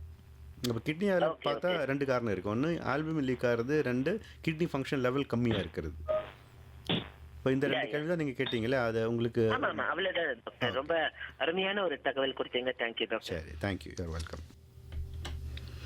இன்றைய ஹலோ டாக்டர் நிகழ்ச்சியில் சிறுநீரக பாதுகாப்பு மற்றும் சிறுநீரக மாற்று அறுவை சிகிச்சை பற்றி விளக்கம் கொடுத்துட்டு இருக்காங்க டாக்டர் ஸ்ரீஜித் பரமேஸ்வரன் அவர்கள். வாங்க மேலும் பல தகவல் அவங்க கிட்ட போயிட்டு தெரிஞ்சுக்கலாம். டாக்டர் காலர் ஒருத்தவங்க லைன்ல இருக்காங்க. Hello. Hello, good evening doctor. My name is Narayanan. I am from Pondicherry. Okay sir, உங்க சந்தேகங்களை டாக்டர்கிட்ட கேளுங்க. டாக்டர், எனக்கு 2 months பேக் யூரிட்டரில் வந்து 4 mm ஸ்டோனு 3 mm ஸ்டோனுன்னு சொல்லி பிரேக் பண்ணி எடுத்துட்டு ஸ்டென்ட் வச்சு அதையும் எடுத்துட்டாங்க. ஓகே. இப்போ யூரின் வந்து இன்கன்டினன்ஸ் இருக்கு. நைட்டு 2 to 3 times போகிறேன். ஓகே. அண்ட் அதுலேயும் mild enlargement of the prostate இருக்குன்னு சொன்னாங்க. அதுக்கு ஒன்றும் மெடிசின் கொடுக்கல. ஓகே. ஃபர்தர் வந்து எனக்கு யூரின் வந்து சம்டைம்ஸ் எல்லோவாக போகிறது, க்ளவுடியாக போகிறது. ஆனால் தண்ணி குடிச்சிட்டா கலரேஷன் போயிருக்கு டாக்டர். இது ஒரு விஷயம். இன்னொன்று கிரியேட்டின் லெவல் 1.3 இருக்கு. அண்ட் யூரியா வந்து எனக்கு 30 இருக்கு, 31 இருக்கு. அது பரவாயில்லையா டாக்டர்? இதுக்கு 3 நாளுக்கு சொல்லுங்க டாக்டர். உங்களுக்கு என்ன வயசு இருக்கும்? எனக்கு 63 years ஆகுது மேம். ஓகே. பிபி சுகர் எதாவது இருக்கா? பிபி சுகருக்கு மருந்து சாப்பிட்றேன், கண்ட்ரோல்டு இருக்கு. சுகர் வந்து 88 before fasting and 125 after food பார்த்தது. மாத்திரை சாப்பிட்றீங்க? மாத்திரை சாப்பிட்றேன். பிபி கண்ட்ரோல்டாக இருக்கு சார். 70/130, 75/130, 80 இருக்கு டாக்டர். ஓகே. இப்போ நீங்கள் கிட்னி ஸ்டோன் இருந்துச்சு, அதுக்கு வைத்தியம் பண்ணி கிளியர் பண்ணிட்டேன்னு சொன்னீங்க. அதன் பிறகு வந்து இப்போ யூரின் அடிக்கடி போகிறது தான் ஒரு ப்ராப்ளமாக இருக்குது. அப்புறம் ப்ராப்ளமாக இருக்கு. சொல்லுங்க சார். அப்புறம் யூரினில் வந்து ஒரு சில டைமுக்கு க்ளவுடியாக இருக்குதுன்னு சொல்கிறீங்க. ஹலோ. சொல்லுங்க சார். யூரின் கலர் மாறுதா அப்போ? ஆமாம். அப்போ மார்னிங்லலாம் எல்லோவாக இருக்குது. சம்டைம்ஸ் மெடிசின் சாப்பிட்டா எல்லோவாக இருக்குது. ஆஃப்டர் வாட்டர் எடுத்தோன்னா ஈவினிங்ஸில் நார்மலாக வந்துடுது டாக்டர். க்ளவுடியும் இல்லை, எதுவும் இல்லை. ஓகே. யூரின் அடிக்கடி வரது இல்லாமல் யூரின் வரும்போது எரியுது, வலிக்குது, அந்த மாதிரி ஏதாவது? அது ஒன்றும் இல்லை மேடம். வெரி ரேர்லி வருது சார். சம்டைம்ஸ் சுகர் நிறையா சாப்பிட்டேன்னா அது கொஞ்சம் ஸ்டிங் இதுவாக இருக்குது, பிரிக்கிங்காக இருக்குது, வேறு ஒன்றும் இல்லை. இது உங்களுக்கு அந்த ப்ராஸ்டேட் ரிலேட்டட் ப்ராப்ளம் தான் இருக்கும். ப்ராஸ்டேட்டுக்கு வந்து எதுவும் மாத்திரை போடலான்னு சொல்கிறீங்க. சாதாரணமாக அந்த ப்ராஸ்டேட் ப்ராப்ளம் இருக்கிறவங்க கொடுக்குற மாத்திரை இருக்குது, டாம்சிலோசிஸ் இதெல்லாம் சொல்லிட்டு இருக்குது. நீங்கள் அந்த இப்போது கல்லுக்கு வைத்தியம் பண்ணியிருப்பாங்க, யூரோலஜிஸ்ட் யாராவது நீங்கள் பார்த்துருப்பீங்க. அவங்க ஒன்றும் சொல்லலை, அதுலேயே இருந்தது ஸ்கேனில் ரிப்போர்ட்டில். பட் அவங்க ஒன்றும் சொல்லலை அதுக்கு. சொல்லுங்க டாக்டர். உங்களுக்கு அந்த மாதிரி யூரின் அடிக்கடி வருது, நைட்டும் யூரின் எழுந்தது அடிக்கடி போகிற மாதிரி இருக்குது, அது ப்ராப்ளமாக தெரியுதுன்னா அதுக்கு அந்த மாத்திரை போட்டால் அது கண்ட்ரோல் ஆகிடும். ப்ரோஸ்டேட்டுக்கு மாத்திரை போட்டால் நீங்கள் டாக்டர்கிட்ட கேட்கலாம். அது டாம்சிலோசிஸ்னு சொல்லி ஒரு சாதாரண இது கேப்சூல் வரும். நீங்கள் டாக்டர்கிட்ட கேட்டு ப்ரிஸ்கிரிப்ஷன் வாங்கி போடுறது நல்லது. வேறு ஒன்றும் ப்ராப்ளம் இருக்காது. இது கிரியேட்டின் 1.3 ஒன்றும் இல்லை இல்லையா? கிரியேட்டின் 1.3 உங்கள் ஏஜில் வந்து ரொம்ப அதிகம்னு சொல்ல முடியாது. அது ஒன்றும் யூரின் ப்ரோட்டீன் டெஸ்ட் பண்ணலாம், அதை டெஸ்ட் பண்ணி பாருங்கள். அது இல்லைன்னா நீங்கள் அது ஒன்றும் கவலைப்பட தேவையில்லை. பிபி சுகர் கண்ட்ரோல் பண்ணாலே போதும். கண்ட்ரோல் இருக்குது. ஏன்னா யூரின் ஸ்டோன் எடுக்கிறதுக்கு முன்னாடி 1.4, அதுக்கப்புறம் 1.1 வந்தது. இப்போ just it has increase 2 weeks. 1 week back பார்த்தேன் இப்போ 1.3. அதனால ஒன்றும் யூரியாவும் 31 இருக்கு இல்லையா, அதனால பரவாயில்ல. பட் நான் டயட் கண்ட்ரோல், நான் வெஜிடேரியன் தான், டயட் கண்ட்ரோலில் இருக்கிறேன். Almost I take lot of vegetables. கிட்னிக்குன்னு சொல்லி நீங்கள் ஒன்றும் கவலைப்பட தேவையில்லைன்னு நினைக்கிறேன். பிபி சுகர் கண்ட்ரோல் பண்ணிவிடுங்க. ப்ராஸ்டேட்டுக்கு வந்து மேபி உங்களுக்கு ட்ரீட்மெண்ட் தேவை இருக்குன்னு நினைக்கிறேன். மாத்திரை போட்டால் கண்ட்ரோல் ஆகுதான்னு பாருங்கள் symptoms. Thank you. Okay, thank you. Okay, thank you. Okay doctor, இன்னொரு காலர் லைனில் இருக்காங்க. ஹலோ. ஹலோ, வணக்கம் மேடம். எங்கேருந்து பேசுகிறீங்க? வில்லியனூர்லேருந்து தனப்பா இருக்கேன். அவங்க சந்தேகங்களை டாக்டர்கிட்ட கேளுங்க. சார் வணக்கம் சார். வணக்கம், சொல்லுங்கள். அது எனக்கு 72 வயசு ஆகுதுங்க. சரி. யூரின் வந்து நைட்டில் வந்து அடிக்கடி போயிருந்தீங்க சார். ஓகே. அது பகலில் வந்து 4-5 தடவை அந்த போது யூரின் நைட்டு மட்டும் போயிருந்துச்சு. மற்றபடி எந்த ப்ராப்ளம் அந்த வலிகிளி அதெல்லாம் ஒன்றும் கிடையாது. ஓகே. யூரின் அடிக்கடி போயிட்டு டிஸ்டர்ப் ஆகுது, தூங்குறது டிஸ்டர்ப் பண்ணுறேன். சரி. யூரின் போகும்போது எதுவும் எரியுது, வலிக்குது அந்த மாதிரிலாம் ஒன்றும் இல்லை? அதெல்லாம் ஒன்றும் இல்லை. ஓகே. யூரின் ஃப்ரீயாக வருதா இல்லை ஸ்லோவாக வருது, முக்கி நின்று வருது? அதெல்லாம் இல்லை, யூரின்லாம் ஃப்ரீயாக தான் போகுது. ஃப்ரீயாக தான் வருது. சர்க்கரை, பிபி இது மாதிரி எதாவது ப்ராப்ளம் இருக்கா? சர்க்கரை எனக்கு கிடையாது சார், பிபி நார்மலாக இருக்கு. சர்க்கரை வியாதிக்கு மாத்திரை எடுத்துகிட்டு இருக்கீங்களா? இந்த சர்க்கரைக்கு மாத்திரை எடுக்கணும். சர்க்கரை கிடையாது, சுகர் கிடையாது, சர்க்கரை இல்ல. ஓகே. பிபிக்கு மட்டும் மாத்திரை எடுக்கணும். அது 130-70 தான் ஆகுது. ஓகே, சரி. இதை இப்போ உங்கள் 71 இயர்ஸ்ன்னு சொல்கிறீங்க, ஏஜ் சொல்கிறீங்களே, நீங்கள் சொல்கிற ப்ராப்ளம் வந்து ஏஜில் வரலாம். அந்த ஏஜில் வந்து ப்ரோஸ்டேட்னால தான் அது சாதாரணமாக வரும். அந்த ப்ரோஸ்டேட் கிளாண்டுக்கு வந்து ஜென்ஸுக்கு இருக்கிற ப்ராப்ளம் அது. யூரின் வர வழியில் அந்த கிளாண்ட்ஸ் கொஞ்சம் பெருசாகிடும். யூரின் வர வழியில் கொஞ்சம் அது ப்ராப்ளம் கொடுப்பாங்க. அவங்களுக்கு வந்து யூரின் எஸ்பெஷலி நைட்டில் வந்து அதிகமாக அடிக்கடி யூரின் வர மாதிரி இருக்கலாம். அதுக்கு வந்து மாத்திரை போட்டுட்டிங்கன்னா அது கண்ட்ரோல் ஆகிடும். நீங்கள் கிட்டே இருக்கிற இப்போ ஹெல்த் சென்டருக்கு போய் கூட இந்த மாதிரி வேறு எதுவும் ப்ராப்ளம் இல்லை, இந்த மாதிரி ப்ராப்ளம் வருது, இந்த மாதிரி ப்ரோஸ்டேட்டான டவுட்டாக இருக்குதுன்னு சொல்லிட்டிங்கன்னா அந்த மாதிரி மாத்திரை கொடுப்பாங்க. அது நீங்கள் ட்ரை பண்ணுங்கள். வேறு ஒன்றும் உங்களுக்கு கிட்னி வியாதி இருக்காது. இது கிட்னி வியாதியால் வர மாதிரி தெரியல. கிட்னி ஃபால்ட் இருக்காது. இந்த ப்ரோஸ்டேட் கிளாண்டினால தான் ப்ராப்ளம் இருக்கும். மாத்திரை போட்டு அது கண்ட்ரோல் ஆகிடும். சரிங்க sir, thanks. Okay, thank you. Okay sir, தொடர்ந்து பேசலாம். ஓகே டாக்டர், இப்போ கிட்னி ஃபெயிலியர் வந்துச்சு அப்படின்னா கம்பல்சரி டயாலிசிஸ் தான் பண்ணணுமா, இல்லை வேறு ஏதாவது ஆப்ஷன் இருக்கா? கிட்னி ஃபெயிலியர்னால் கிட்னி வந்து வேலை செய்கிற சுத்தமாக விட்டுட்டாங்க. Okay, kidney disease, kidney failure difference இருக்குது. கிட்னி டிசீஸ்னால் கிட்னி வீக்காக இருக்குது, ஆனால் ஒரு ஆள் வேலை செய்கிறாங்க, நீங்கள் மாத்திரை மாதிரி இருந்தாலே சம்பாதிக்கலாம், பிபிஎல்லாம் கண்ட்ரோல் பண்ணுவோம். ஆனால் கிட்னி ஃபெயிலியர் எப்போ சொல்லுவோம்னா கிட்னி ஃபங்க்ஷன் வந்து மோர் தென் 90% போயிடுச்சு, லெஸ் தென் 10% தான் இருக்குது. அந்த ஸ்டேஜில் போய் நீங்கள் மாத்திரை இருந்தாலே வந்து சாப்பிட்டு உடம்பு நல்லா வைக்க முடியாது. ஓகே, அப்போ கிட்னி ஃபெயிலியர் ஸ்டேஜ் வந்து அது ஒரு மெடிக்கல் டேர்ம். அப்போ அது எல்லா பேஷண்ட்டுக்கும் நீங்கள் கிட்னி ஃபெயிலியர்னு சொல்லக்கூடாது. ஆனால் கிட்னி ஃபெயிலியர் ஸ்டேஜுக்கு நீங்கள் போயிட்டீங்கன்னா அது டாக்டர் தான் சொல்ல முடியும். நீங்கள் வந்து கிட்னி ஃபெயிலியர் ஸ்டேஜில் போயிட்டீங்கன்னா வேறு வழியில் கிட்னியோட வேலை வந்து மெஷினாலேயோ அல்லது கிட்னி மாட்டுறது, கிட்னி டயாலிஸ் பண்ணுறது இல்லை கிட்னி மாட்டுறது தான் அதுக்கு ட்ரீட்மெண்ட்டு. 2 மேட்டர் இருக்குது. ஒன்று, கிட்னி ஃபெயிலியர் கூட 2 டைப் வரலாம். ஒன்று வந்து இப்போ இந்த சர்க்கரை வியாதியால் வருது, பிபியால் வருது, கொஞ்சம் கொஞ்சமாக வீக் ஆகி போய் கிட்னி ஃபெயில் ஆகிடும். அது நிறைய நாள் ஆகும் ஃபெயில் ஆகுதுக்கு. இன்னொரு டைப் எப்படின்னா, ஃபார் எக்ஸாம்பிள் திடீர்னு வருது. எப்படின்னா, ஃபார் எக்ஸாம்பிள் பாம்பு கடிச்சிட்டாங்க, விஷம் போயிட்டு கிட்னி டேமேஜ் பண்ணிட்டாங்க, வித்தின் 24 hours கிட்னி ஃபெயில் ஆகிடுது. ஒரு சில இன்ஃபெக்ஷன் அது மாதிரி வரலாம், ஒரு சில கெமிக்கல்ஸ், ஒரு சில ட்ரக்ஸ்னால் வரலாம், இன்ஃபெக்ஷனால் வரலாம். அந்த மாதிரி வியாதினா அதை ட்ரீட்மெண்ட் பண்ணால் அது இம்ப்ரூவ் ஆகிடும். கிட்னி வந்து டேமேஜ், இந்த விஷத்துக்கு ட்ரீட்மெண்ட் பண்ணிட்டீங்கன்னா கிட்னி ஃபங்க்ஷன் இம்ப்ரூவ் ஆகிடும். அவங்களுக்கு டெம்பரரியாக தான் டயாலிஸ், கிட்னி ரிக்கவர் ஆகிற வரைக்கும் கிட்னிக்கு ரெஸ்ட்டுக்காக அந்த வேலை மெஷினாலே டயாலிஸ் பண்ணுவோம். ரிக்கவர் ஆகிடும். ரிக்கவர் ஆன பிறகு டயாலிஸ் தேவை இருக்காது. ஆனால் இந்த ஸ்லோவாக வர குரோனிக் கிட்னி ஃபெயிலியர்னால் வந்து கிட்னி ஃபெயிலியருக்கு போயிட்டீங்கன்னா ரிக்கவரி வர சான்ஸ் இல்லை. அந்த ஒரு 90% மேலே போயிடுச்சுன்னா அப்புறம் நீங்கள் மாத்திரை மருந்தாலே ஹெல்த்தியாக இருக்க முடியாது. நல்லா இருக்கணும், உயிரோடு இருக்கணும்னா டயாலிஸ் பண்ணி தான். டயாலிசிஸ்னால் என்ன, வேறு ஒன்றும் இல்லை, கிட்னியோட வேலை. இப்போ நான் சொன்னேன் இல்லை, மார்பத்தில் ஒரு 5-6 ஃபங்க்ஷன் இருக்குது, அது எல்லாமே மெஷின் பண்ணுறாங்க, அவ்வளோதான். கிட்னி வேலை விட்டுட்டாங்க, கிட்னியோட வேலை மெஷின் பார்க்குறாங்க. கிட்னி ரிக்கவர் ஆகாத வரைக்கும் பெர்மனன்ட் ஃபெயிலியர் ரிக்கவர் ஆகாது. அப்போ நீங்கள் உயிரோடு இருக்கணும், ஹெல்த்தியாக இருக்கணும்னா டயாலிசிஸ் பண்ணியாக தான் இருக்க முடியும். இல்லைன்னா நீங்கள் இன்னொரு கிட்னி வாங்கி போடலாம். ஓகே டாக்டர், இப்போ டயாலிசிஸ் பண்ணுறவங்க எவ்வளோ நாள் வரை உயிரோடு இருப்பாங்க? நிறைய நாள் இருக்கலாம். அது வந்து நீங்கள் எப்படி டயாலிஸ் பண்ணீங்க, நீங்கள் நல்லா இருக்கீங்களா, டயாலிசிஸ் பண்ணிவிட்டு டயட் கண்ட்ரோல் இல்லாமல், மாத்திரை போடாமல், பிபி கண்ட்ரோல் பண்ணாமல், அதுக்கு தேவையான ஊசி மருந்துகள் எடுக்காமல் இருந்து நீங்கள் ஹெல்த்தியாக இருக்க முடியாது. ஆனால் வந்து டயாலிசிஸ் கரெக்டாக பண்ணி, அதுக்கும் அளவு இருக்குது. இப்போ பிபி மாத்திரை போடுறாங்க, அது பிபி கண்ட்ரோல் ஆன டோஸ் டைட்ரேட் பண்ணி பிபி கண்ட்ரோல் ஆகிற வரைக்கும் அந்த டோஸ் இல்லைன்னா 2-3 மாத்திரை எடுக்கிற மாதிரி வரலாம். அதே மாதிரி டயாலிசிஸுக்கும் டோஸுன்னு ஒன்று இருக்குது. தேவையான அளவுக்கு கரெக்டான சிஸ்டத்தில் வந்து டயாலிஸ் பண்ணுறீங்க. அது கூட டயட், உப்பு கம்மியாக சாப்பிட்றது, ப்ரோட்டீன் சாப்பிட்றது, இதெல்லாம் கண்ட்ரோல் பண்ணுறீங்கன்னா நிறைய வருஷம். இப்போ பாண்டிச்சேரியில் பார்த்தா கூட 15 வருஷம் 20 வருஷமாக டயாலிஸ் பண்ணுற பேஷண்ட் நிறைய இருக்காங்க. ஜிம்மரில் கூட இருக்குது. சரியா, அது வந்து நிறைய நாள் இருக்கலாம். நீங்கள் 20 years 30 years கூட டயாலிஸில் இருக்கலாம். ஆனால் வந்து பேஷண்ட்டுக்கு அதில் நிறைய ரோல் இருக்குது. டாக்டர் சொன்னதுனால இருக்கணும்னு அவசியம் இல்லை. அவங்களே வந்து ஆன் ஹெல்த் நல்லா இருக்கிறதுக்கு டயட்டு அதெல்லாம் கரெக்டாக பார்த்துட்டிங்கன்னா, டயாலிஸும் கரெக்டாக பண்ணிட்டீங்கன்னா நிறைய நாள் நல்லா இருக்கலாம். ஓகே டாக்டர், இப்போ டயாலிசிஸ்ன்றது ஒரு சிலவங்க 6 months ஒன்ஸ் பண்ணுறாங்க, அப்புறம் 1 month, அப்புறம் வந்து இயர்லி ஒன்ஸ், இதெல்லாம் என்ன? அந்த மாதிரி அது 6 monthsலாம் இருக்காது. நார்மலி வந்து டயாலிசிஸ் குறைஞ்சது வாரத்துக்கு 2 வாட்டி பண்ணணும். ஒரு சில பேர் அது வாரத்துக்கு 1, 2 வாரத்துக்கு 1 அந்த மாதிரி கம்மி பண்ணிவிடுவாங்க. அது வந்து மோஸ்ட்லி வந்து வசதி இல்லாதவங்க தான் அது மாதிரி பண்ணுவாங்க. ஆனால் அது பத்தாது இல்லை. இப்போ கிட்னி வந்து 24 hours 365 days வேலை செய்கிறாங்க. கிட்னி ஃபெயில் ஆன பிறகு மோர் தேன் 90% நிறைய பேருக்கு 0 ஃபங்க்ஷன் கூட தான் இருக்கும். ஓகே, அவங்களுக்கு டயாலிஸ் பண்ணுறாங்கன்னா அதுக்கு ஒரு மினிமம் அமௌண்ட் டயாலிசிஸ் டோஸ் தேவைப்படுது இல்லை. அது இருக்கணும்னா வாரத்துக்கு குறைஞ்சது 4 மணி நேரம், வாரத்துக்கு 2 டைம் 4 மணி நேரம் பண்ணால் தான் இருக்கும். நிறைய பேஷண்ட்டுக்கு வந்து 3 டைம் பண்ணுற மாதிரி இருக்கும் வாரத்திலே. ஓகே. அது மாதிரி பண்ணணுன்னா அதுக்கு நீங்கள் ஹாஸ்பிட்டலுக்கு போய் 4 மணி நேரம் அங்கே இருந்து நிறைய பேர் காசு செலவாகும். அது மாதிரி இருந்தால் தான் பண்ண முடியும். ஓகே. அது இல்லாமல் பண்ணுறது அது நல்லதில்லை, அது கரெக்ட் இல்லை. அதனால வந்து உடம்பு நல்லா இருக்காது. ஆனால் நிறைய பேர் வசதி இல்லாததுனால வந்து பே பண்ண முடியாததுனால கம்மி பண்ணிடுறாங்க. அது வந்து ஹெல்த் பாதிக்கும். Okay doctor. இப்போ கிட்னி ஃபெயிலியர் ஆனவங்களுக்கு ஒரு சிலவங்களுக்கு டயாலிசிஸ் சஜஸ்ட் பண்ணுவீங்க, ஒரு சிலவங்களுக்கு டிரான்ஸ்பிளான்ட் தான் பண்ணணும்னு சொல்லுவீங்க. அவங்க 2 பேருக்கு என்ன டிஃப்ரெண்ட்?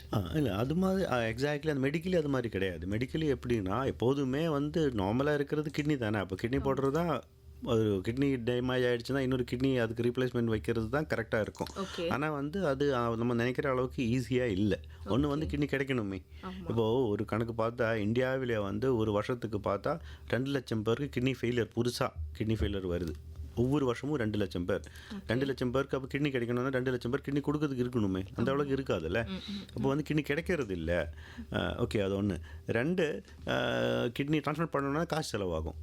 ஓகே. அப்போ ஆரம்பத்தில் அந்த ஆப்ரேஷன் டைம்லேயே வந்து அதிகமாக செலவாகும். ட்ரான்ஸ்ஃபர் பண்ண பிறகு மாத்திரை வாங்கணும். ஆனால் டயாலிசிஸில் வந்து இப்போது நீங்கள் டயாலிசிஸ் பண்ணுறீங்க, கிட்னி ட்ரான்ஸ்ஃபர் பண்ணுறீங்க, ஒரு 10 வருஷம் நீங்கள் உயிரோடு இருக்கிறீங்க. அந்த 10 இயர்ஸ் எக்ஸ்பென்ஸ் பார்த்தா டயாலிசிஸ்க்கு தான் அதிகமாக வரும். ஆனால் வந்து கிட்னி டிரான்ஸ்பிளான்ட்டுக்கு ஆரம்பத்தில் வந்து நிறைய ஒரு ஃபியூ லேக்ஸ், 4 லட்சம், 5 லட்சம், 6 லட்சம் ரூபா கேட்பாங்க. அது இல்லை, வசதி இல்லாததுனால பண்ண முடியாமல் ஒரு சில பேருக்கு போயிடுறாங்க. நிறைய பேருக்கு டோனர் இல்லாததுனாலே போயிடுறாங்க. ஒரு சில பேர் எப்படின்னா அவங்களுக்கு வந்து கிட்னி டிரான்ஸ்பிளான்ட் வந்து ஆப்ரேஷன் இல்லை, பெரிய ஆப்ரேஷன். அது அந்த ஆப்ரேஷனில் அனஸ்தீசியாவுக்கு ரிஸ்க் இருக்கும். அந்த ஆப்ரேஷனுக்கு வந்து பிபி குறையிறது, ஹார்ட் அட்டாக் வருது, அந்த மாதிரி நமக்கு அசஸ்மெண்ட் இருக்கும். உடம்பு நல்லா இல்லைன்னா அந்த ரிஸ்க் அதிகமாக இருக்கும். கிட்னி டிரான்ஸ்பிளான்ட் பண்ணிவிட்டு நீங்கள் கிட்னி ரிஜெக்ட் ஆகாமல் இருக்கிறதுக்கு மாத்திரை மருந்துகள் லைஃப் லாங் எடுக்கணும். அது வந்து உங்களோட இம்யூனிட்டி கம்மி பண்ணுற மெடிசன் அது. ஓகே. ஏன்னா தான் கிட்னி ரிஜெக்ட் ஆகாமல் இருக்கும். சொந்த கிட்னி இல்லை, இன்னொரு ஆள் கிட்னி போடுறாங்கல்ல. அப்போ ஒரு சில பேருக்கு அந்த மெடிசன் தாங்க, அதனால் அது போட்டுட்டிங்கன்னா நிறைய இன்ஃபெக்ஷன் ஆகிடும். சரியா, ஹார்ட் ப்ராப்ளம் வரலாம். இப்போ ஒரு சில பேருக்கு கிட்னி வந்து சூட்டபிள் இல்லைன்னு நம்ம சொல்லுவோம், ஃபிட் இல்லை, இவங்களுக்கு கிட்னி ட்ரான்ஸ்பிளான்ட் பண்ணால் சரி வராது. கரெக்ட் ட்ரீட்மெண்ட் இருந்தால், ஆனால் வந்து அவளோட உடம்பு சுச்சுவேஷன் பார்த்தா கிட்னி ட்ரான்ஸ்பிளான்ட் பண்ணால் சரி வராது, ஃபிட் இல்லைன்னு சொல்லுவோம். அது மாதிரி ஆக்சுவலாக வந்து நீங்கள் ஃபிட்டாக இருக்கீங்க, உங்களுக்கு வந்து இந்த ரிஸ்க்கெல்லாம் இல்லை, உங்களுக்கு கிட்னி கொடுக்கறதுக்கு ஆள் இருக்குது, உங்களால் அது அஃபோர்ட் பண்ண முடியும்னா கிட்னி ட்ரான்ஸ்பிளான்ட் பண்ணுறது தான் டயாலிஸோட பெட்டர். ஆனால் உங்களோட குவாலிட்டி ஆஃப் லைஃப் பெட்டராக இருக்கும், உங்களோட லைஃப் லெங்த் அதிகமாக இருக்கும், நீங்கள் லைஃப் எக்ஸ்பெக்டன்சி அதிகமாக இருக்கும். Okay doctor. காலர் ஒருத்தவங்க லைனில் இருக்காங்க, பேசிடலாம். ஹலோ. ஹலோ, வணக்கங்க. டாக்டர் இருக்காங்களா? இருக்காங்க. உங்கள் சந்தேகங்களை கேளுங்க. வணக்கம் டாக்டர். வணக்கம் டாக்டர். நான் புதுச்சேரியிலேருந்து கணேஷ் பேசுகிறேன். சொல்லுங்கள். Dialysis patient. எனக்கு பாலிகிட்னி டிசீஸ் இருக்குது. ஓகே. நான் 9 இயர்ஸாக டயாலிசிஸ் பண்ணிகிட்ருக்கேன். ஓகே. அது ஜெனட்டிக்காக வரும்னு சொல்லிட்டு டாக்டர் சொன்னார். அதுக்கப்புறம் என் பையனுக்கு டெஸ்ட் பண்ணி பார்க்க சொன்னார், ஸ்கேன் பண்ணி. இது அவனுக்கு 25 25 வயசு ஆகுது. அவன் பண்ணதில் அவனுக்கும் அது மாதிரி ப்ராப்ளம் இருக்குன்னு சொல்கிறாங்க. ஓகே. அவன் இப்போதைக்கு மெடிசன் எடுத்துக்கணுமா, அதோட டயட் கண்ட்ரோல் இப்போ இருந்தே இருக்கணுமா, அவனுக்கு எப்போ கிட்னி ஃபெயிலியர் மாதிரி ஏதாவது லாஸ்ட் ஸ்டேஜ் எப்போ வரும்ன்ற மாதிரி டவுட் இருக்கு. பயப்படுறேன். புரியுது. இப்போ பையனுக்கு 25 வயசுன்னு சொல்றீங்க, அவங்களுக்கும் கிட்னியில் இந்த மாதிரி தண்ணி கொப்பள மாதிரி சிஸ் இருக்குதுன்னு சொல்லியிருக்காங்க. அவங்களுக்கு பாலிசிஸ்டிக் கிட்னி இருக்குது. இது ரொம்ப சாதாரணமான ஒரு சுச்சுவேஷன். இது ஆக்சுவலாக இது வந்து இப்போ உங்களோட பையனுக்கு வந்து கிட்னி ஃபெயிலியர் வர்றதுக்கு சான்ஸ் இருக்குதான்னு சயின்டிஃபிக்கலி அசஸ் பண்ணதுக்கு வழி இருக்குது. ஓகே. உங்களுக்கு வந்து எத்தனை வயசுல கிட்னி ஃபெயிலியர் ஆகிடுச்சு? டயாலிசிஸ் வந்து 9 இயர்ஸ்ன்னு சொல்கிறீங்க. 50 வயசு. இப்போ 59 ஆகுது. 50 வயசுல ஆயிடுச்சு. ஓகே. இப்போது இது வந்து பையனுக்கு அதே மாதிரி இருக்கணும்னு அவசியம் இல்லை, ஆனால் அவங்களுக்கு வந்து ரிஸ்க் இருக்கும். ஆனால் இது வந்து சிஸ்ட் ஆல்ரெடி இருக்குல்ல, அதில் வந்து கிட்னி வோலியம்னு சொல்லுவாங்க. கிட்னி வந்து சைஸ் எவ்வளோ இருக்குது, அவருக்கு பிபி இருக்குதா, அவரோட கிரியாட்டின் அளவு எவ்வளோ இருக்குது, அது வந்து போக போக எந்த ரேட்டில் அது சேஞ்ச் ஆகுது, இது பேஸ் பண்ணிவிட்டு அசஸ் பண்ணலாம்.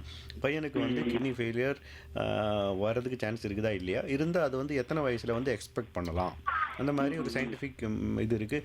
எல்லா பாலிசிஸ்டிக் கிட்னி இருக்கிற பேஷண்ட்டுக்கும் அதுக்குன்னு சொல்லிட்டு வர மாத்திரை போடணும்னு அவசியம் இல்லை. இந்த மாதிரி அசஸ் பண்ணிவிட்டு அவங்களுக்கு வந்து ரிஸ்க் அதிகமாக இருந்தால் அந்த மெடிசின் எடுத்தால் அதுக்கு பெனிஃபிட் இருக்கும். கிட்னி ஃபெயிலியர் வராமல் இருக்கிறதுக்கு அது வந்து டிலே பண்ணுறதுக்கு ஆப்ஷன் இருக்குது. அதனால் வந்து இப்போது வேறு எதுவும் ப்ராப்ளம் இல்லைன்னா முதல்ல பார்க்க வேண்டியது பிபி இருக்குதா, அதிகமாக இருக்குதா, கிரியாட்டின் அளவு நல்லா இருக்குதா, அது ரெண்டும் நார்மலாக இருக்குதுன்னா அப்புறம் வந்து கிட்னி வந்து எம்ஆர்ஐ ஸ்கேன் பண்ணிவிட்டு அதோட கிட்னி ஓலி அளந்து பார்ப்பாங்க. அது அதை பேஸ் பண்ணிவிட்டு ஒரு கால்குலேஷன் இருக்குது. அதில் வந்து தெரியும் வந்து 20 இயர்ஸில் இத்தனை % சான்ஸ் இருக்குது கிட்னி ஃபெயிலியர் வர்றதுக்கு.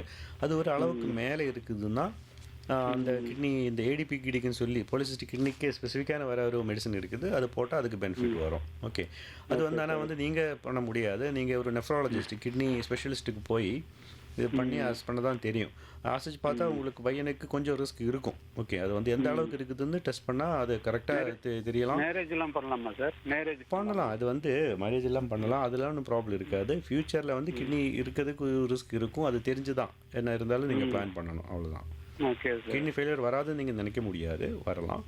அந்த அது வந்து டெஸ்ட் எடுத்தால் தெரியும். இப்போ வந்து 20 இயர்ஸில் எவ்வளோ சான்ஸ் இருக்குது, 40 இயர்ஸில் எவ்வளோ சான்ஸ் இருக்குதுன்னு அதில் தெரியும். அதுக்கு ட்ரீட்மெண்ட்டும் இருக்குது. அப்போ அது மாதிரி இருக்குதுன்னா ரிஸ்க் கம்மி பண்ணுறதுக்கு இப்போ இருந்து மெடிசன் எடுத்தா ஏதாவது கிளியர் பண்ணுறதுக்கு வாய்ப்பு இல்லை. இருக்கு?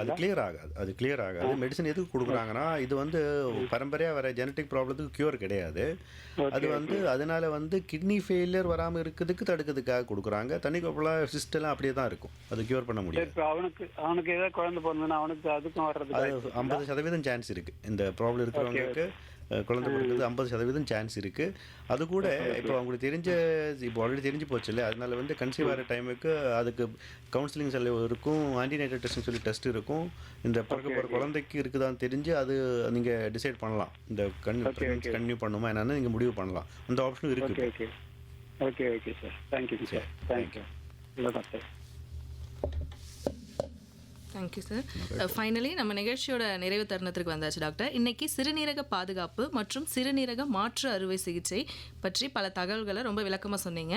ஸோ நம்ம நேயர்கள் கேட்ட சந்தேகங்களுக்கும் ரொம்ப தெளிவாக விளக்கம் கொடுத்தீங்க. இன்றைய நிகழ்ச்சி நம் நேயர்கள் எல்லாருக்கும் ரொம்ப பயனுள்ளதாக இருந்திருக்கும். ஸோ நிலையத்தின் சார்பாகவும் நேயர்கள் சார்பாகவும் நன்றி டாக்டர். தேங்க்யூ. Thank you doctor.